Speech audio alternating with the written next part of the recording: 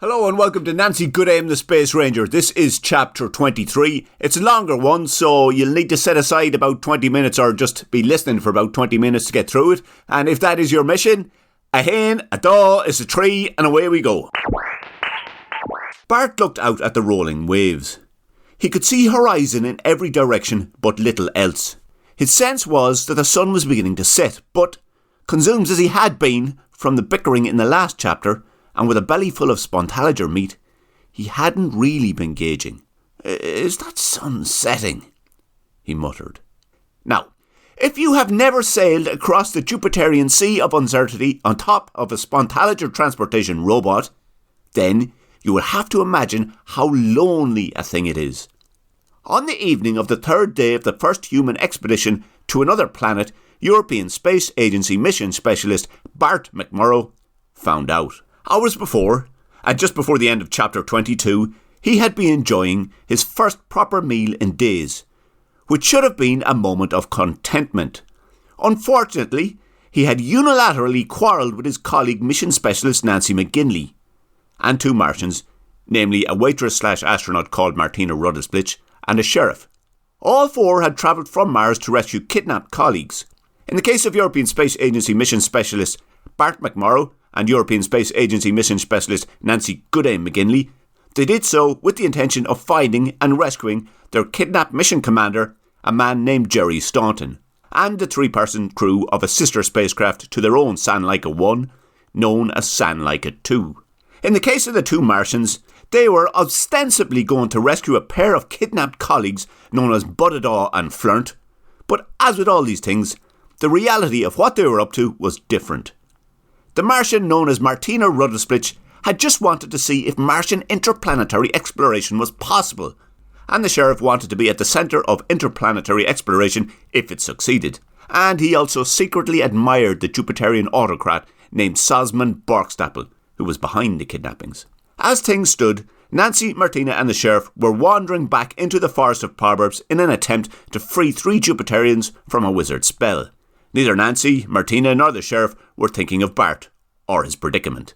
This was because of the not insignificant properties of the ladder of insignificance, which caused anyone carrying or holding it to become invisible in the eyes and minds of every living creature, except robots, who experience the universe as a series of unambiguous purposeful events, and cannot be blinded to anything affecting those events, such as the way with robots. While Nancy, Martina and the sheriff wandered, European Space Agency mission specialist Bart McMurrow was footing slowly towards a warehouse in the Jupiterian seaside settlement of Clasper-Brone, and drifting into an existential quandary. "Cast a cold eye on life. On death, horsemen pass by," he said. "Bleep," replied Robot FZB 3158. What would you know about it?" "Bleep, arp, bleep," replied Robot FZB 3158. Bart looked around him. The roughly 5-foot square half-open topside of a Spontalager transportation robot was now his world. The sea stretched as far as the horizon in every direction. Bart took stock of that world. It included a half-open door to an almost full compartment containing plucked Spontalagers, some metal hydraulics and cabling, shiny steel panelling, and a magic ladder. The foot of the robot FZB 3158's propeller, his full belly, and the gentle rolling waves made him drift into a half-daydream. He was now regretting his overly hasty decision to part company with Nancy and the two Martians. There seemed to be little he could do about it. "I'm sick of outer space. All there is either a horrible glimpse or this." "Bleep." "You always say that." "Arp." Whatever, I'm not talking to you. There's no way I'm talking to our robot. Your idea of a bit of fun would be swapping round the zeros in the number 400. "Bleep." You're only saying that because you know it's true. Bart shuffled the ladder and himself so that they were both wedged into a slightly different position in the half-open top door of the internal storage compartment of Robot FZB 3158. He had hoped it would make him more comfortable. It didn't. "Where the hell am I anyway?" "Sopadam 856, Sumtalab 5, Ornikel 0, in utmost distancing from program destination." "What?" "Sopalam 856, Sumtalab 5, Ornikel 0, in utmost distancing from program destination." "I didn't know you could talk, Robot. Why didn't you say something earlier?" "It is unpleasing for you to have asked such a question. Are you from the Robot Directorate? No, I'm from Earth. Well, Mars. But Earth before that. Oh, said Robot FZB-3158. Robot FZB-3158 had a very slow and deliberate robotic voice. It had been designed and created to convey facts relating to the transportation of whistling spontalliers, and to do so in a very matter-of-fact way. Despite this, the tone of speed in the O suggested disappointment. What do you mean, O? Asked Bart. Oh, nothing. What do you mean by, oh, nothing? I thought you were from the Robot Directorate. If you were, it would have meant I could have told you that this was the 1688th time I had undertaken the Clasper-owned Spontalliger Supply Route 4, and that I had optimised my functionality to an increased efficiency some 0.381 in magnitude over those trips. Bart looked out at the surrounding sea. The horizon in one direction had a faint yellow glow of an approaching sunset. The flat metal panelling on the top side of Robot FZB-3158 was not designed for comfort, and he was starting to get sore. It is good that I improved my efficiency to that degree. This is on the upper range of expectations, but still within the predicted lifespan of my internal frame, and also the mineral-resistant coating of my external cladding. Slightly towards the upper range, in fact. So what? Do you expect me to be impressed? I do not expect you to be impressed, because your feeble living mind cannot process information like a robot. I expect you to be bored, which is less than optimal. If you were from the Robot Directorate, it would have been more than optimal, because you would have properly registered and acknowledged the facts of my optimization. Bart looked out at the sea again. Ah, shut your pie hole, or whatever it is you used to speak. If I had the chance, I'd throw you overboard. You would damage your central muscular configuration in the process of doing so, rendering it less than optimal. And also, I am designed to float, and I am already immersed in the water. Do you not know how futile this all is, Robot? You take this spiddly bonks to another place, and then you come back for more. And then you do it again. Who cares? Why didn't you just take the Jupiterians to the spiddly bonks, and then you wouldn't have to do it anymore? And there'd be no point in you. In fact, there is no point in you. I saw 2 more robots on the bank of the stream outside that old Goat McGasbug's place. Sure, they could have moved the Spontalliers. They'd probably do so anyway. So there's no need for you. There's no point in you. There's no point in any of this. Like, what use is all the water under us? None. It's just a big waste of space for you to go futtling on top of, in one big non-system of pointlessness. And anyways, who cares about spiddly fonks? Not you, not me, they're useless. Although they are tasty. Well, maybe spiddly fonks are important. But you or me aren't. And anyways, you can't even taste them. You wouldn't know the difference between a fillet steak tasting Jupiterian whistling creature and a biscuit made out of gravel. So there, Robot. There you have it. Your existence, in all its glory. One boring, unnecessary trip to fetch dead creatures after another. Each one bringing nothing, only the promise of doing it again. For nothing. That's all there is to it, Robot. That's all there is to either of us, which is nothing. Nothing at all, because everything is pointless. Just like you and your stupid optimization. You know what, Robot? I reckon if the chief robot bottle washer, the directivizer, the Robot Directorate, and it is not one but many, interrupted Robot FZB-3158. Whatever. It doesn't matter. One is as good as many. They're all pointless anyways, just like you are, and so am I. So there. Now you have it. You're useless. Sorry, useless and pointless. Bart nodded his head in agreement to himself and looked out at the sea again. He spat into the ocean like a noisy full stop to his rant. The sun was beginning to set. Robot FZB-3158 decided to make one last articulation. The objects for transportation are classified as Spontalligers, not spiddly bonks, noted Robot FZB-3158. And they will be delivered to McGasbug's warehouse B in Clasper-Brown in approximately 4 planetary rotations, where they will be removed and shelved, and I will return to location Spudderon 318 Subtalob 5 Ornicle 0.1 for 1,322 more iterations. Robot FZB-3158 determined that any continued conversation with its unexpected but benign intruder was of no benefit to the transportation of Spontalligers. It then deactivated its vocal output utensil and moved its audio detectors into power-saving mode. Such is the way with robots.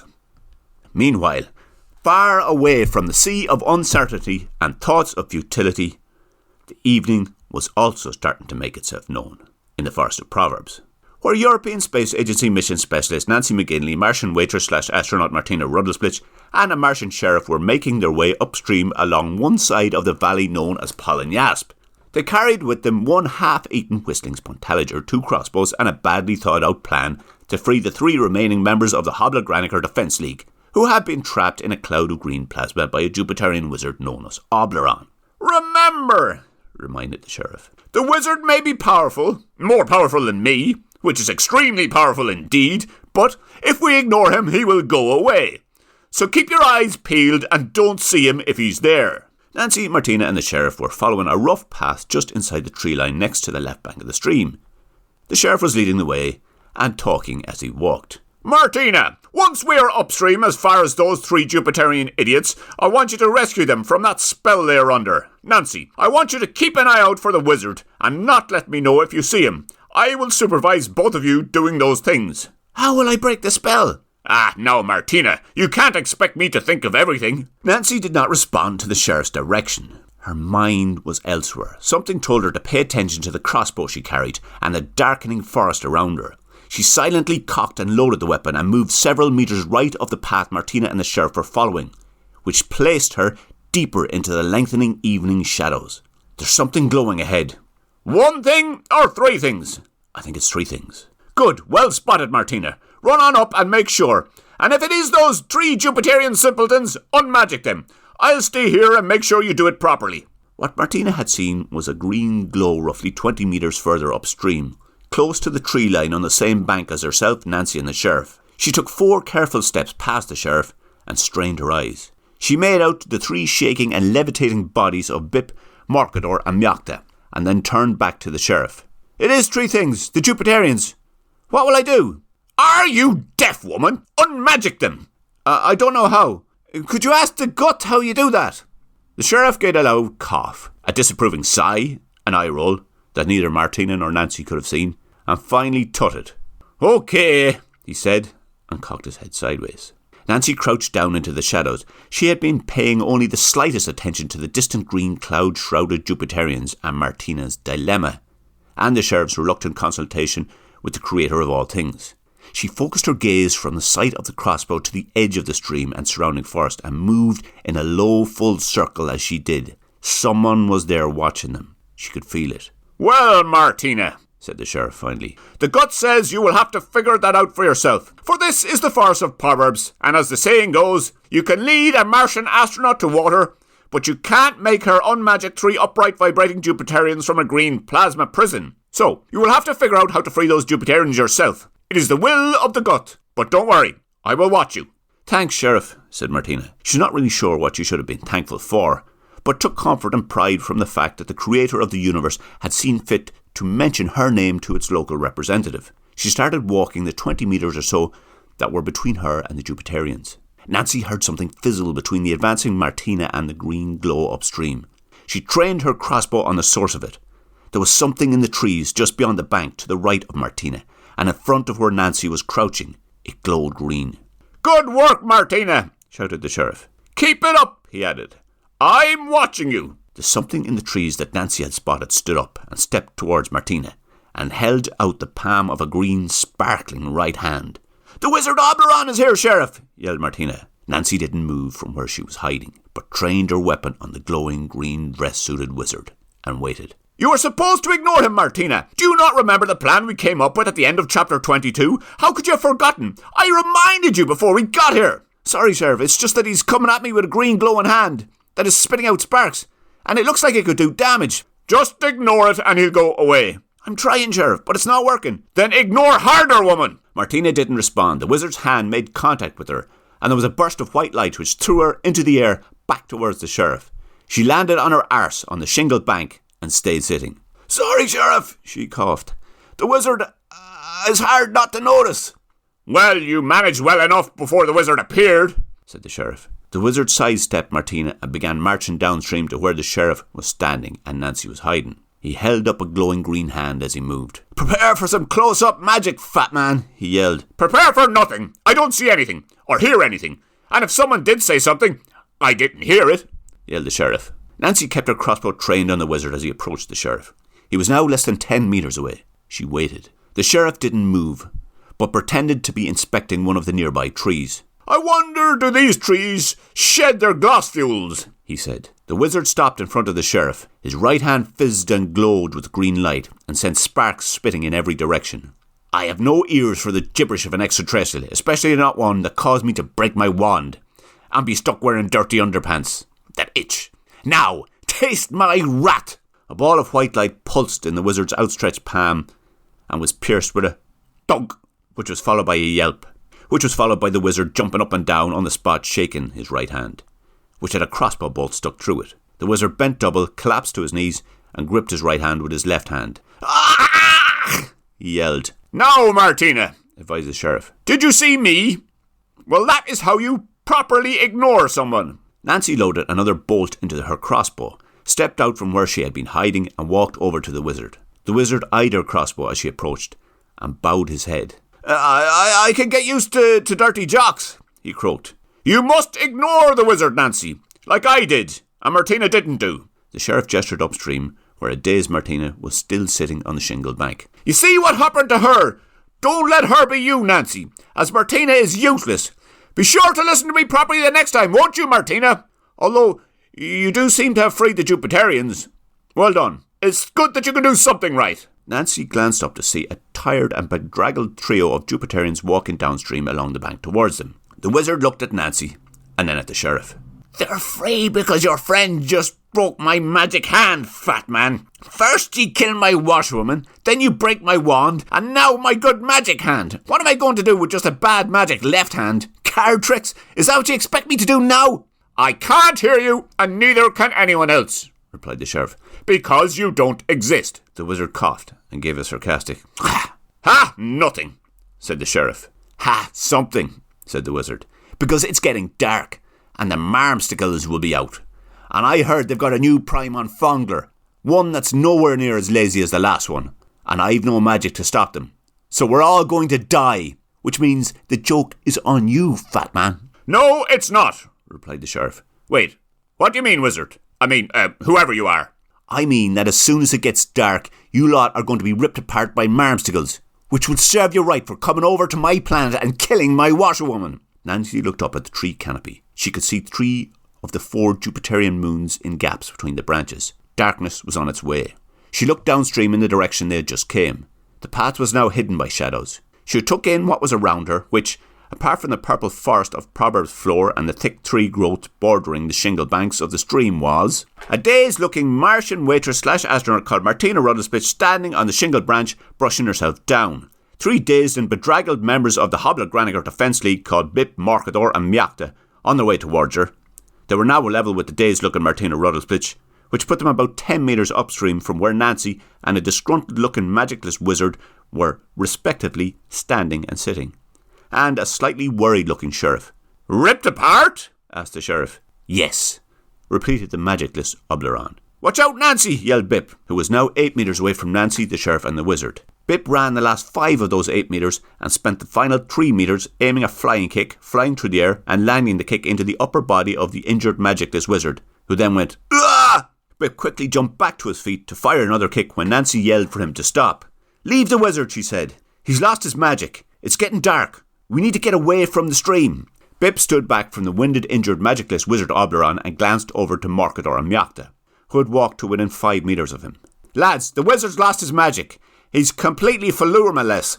Let's torture him and send him off to find Sosman with a message that we're coming for him, he said. Morcador and Mjacta walk over to Bip, Nancy and the wizard and kick the wizard in the arm and upper back, causing the wizard to go ouch and ugh, respectively. Leave the wizard alone, repeated Nancy. He has no magic and is about to be eaten by marmsticles.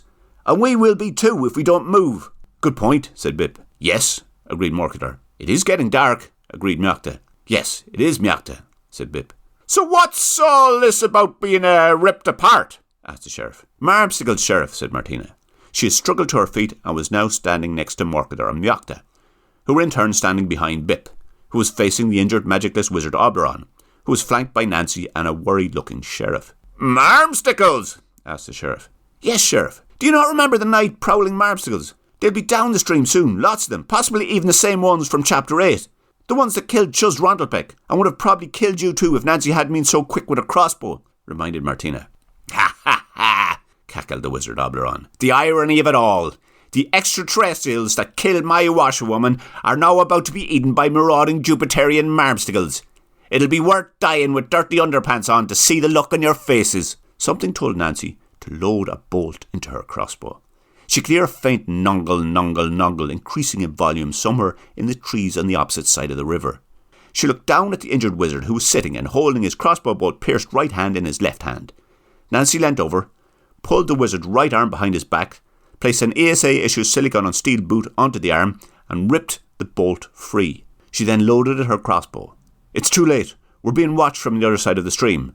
Nongle, nongle, nongle. You're exactly right, Nancy. That is the nongling of predatory marmsticles. But you're exactly wrong too, said Bip.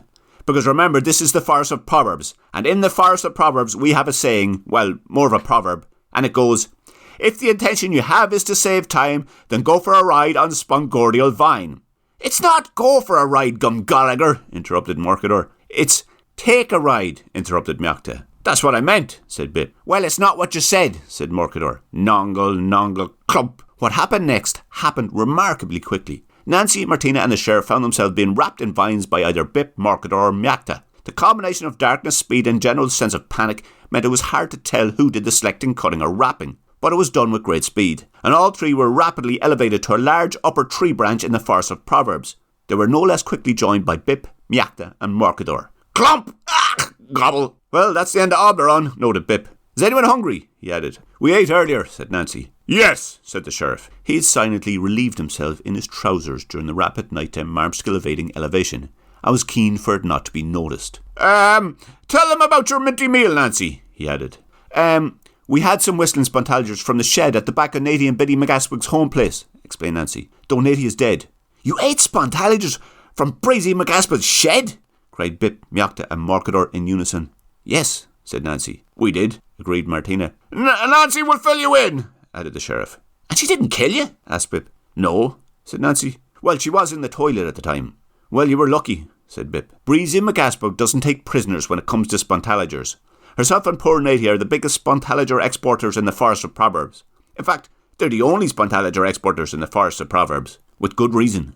Nancy waited to hear what that good reason was, but Bip just went silent for a minute. Although sometimes she lets you have some in return for doing a bit of work in her garden, he added. We should call around in the morning and see if she needs any gardening done. There's probably something needs doing now that Natty is dead. There is, said Morcador. Probably, added Miachta. She might be able to know of a safe way through the stormy hills too, noted Bip. She might, said Morcador. And she might tell us that if we do a good job in her garden, added Miachta. And that was it for the end of twilight on the third day of the first human expedition to another planet. A large, wide, high branch in the Forest of Proverbs. 3 tired and hungry members of the Hoblogranicor Defence League. A Martian waitress/astronaut called Martina Ruddlesplitch. A quietly embarrassed, damp Martian sheriff. European Space Agency mission specialist Nancy Goodaim McGinley. And European Space Agency mission specialist Bart McMurrow. Holding a ladder on top of Spontalger transportation robot FZB-3158. In the middle of an existential crisis. In the dark. In the middle of the sea of uncertainty. On Jupiter. Alright, thank you for listening to that. That was a long one, and fair play for sticking it out if you did, and fair play if you're sticking with this story. There'll be another chapter in 2 weeks. They're going to be every 2 weeks now, I think, coming in around 20 minutes, because I think that's probably the best formula for it. In any case, chat to you then.